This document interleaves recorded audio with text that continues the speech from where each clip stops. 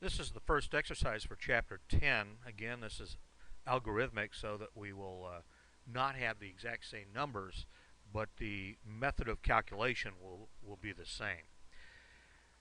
This question deals with the average rate of return. The interesting part about the average rate of return, and where students generally have their most difficult issues with this, is they'll forget that we're dealing with averages. Averages are going to be whatever the investment on the property is. We have to look at that, or the that we're purchasing, and that's going to be just a simple average. That's where we take the initial selling price plus whatever the residual value is. So we're going to take our original purchase price plus the residual value, and we'll find the average. So I'm going to find first the average investment on this particular piece of equipment, and that's going to be $20,000. That's my initial investment, plus 0. I'm going to move this over here. My initial investment is $20,000. I'm going to add the residual value, that is 0, and of course we all know that's 20,000. I have to find the average. Well, to find the average, I divide that by 2.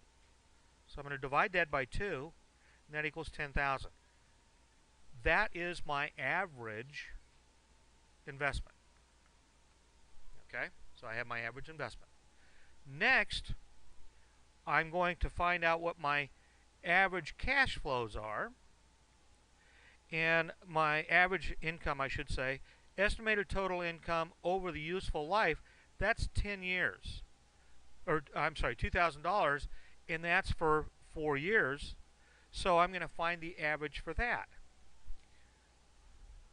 My average investment, average income is going to be $2,000 divided by the 4 years, or $500.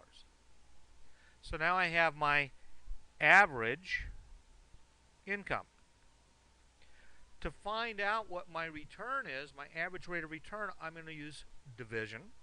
So I'll take the $500, divide that by the 10,000,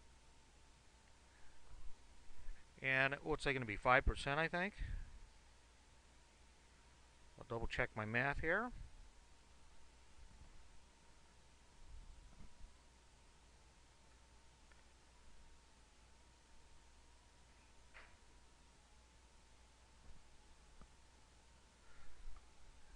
And that's 0.05, which is 5%. So I just put 5% there. So I have now calculated my average rate of return on that part of the investment. Let's go ahead and we'll do the second part, and that we have the amount invested of $68,000. We have a residual value of 0, so I'll take $68,000 plus 0 and divide that by 2. So I'll take 68,000 plus 0 equals 68,000. Divide it by 2. That's 34,000. So there's my average investment. I see that I have my income is $14,450 and 5 years. So I'll use those two numbers. I'll take the $14,450.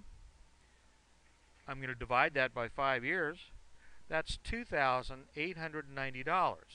So I take 2,890, divide that by 34,000, my average investment,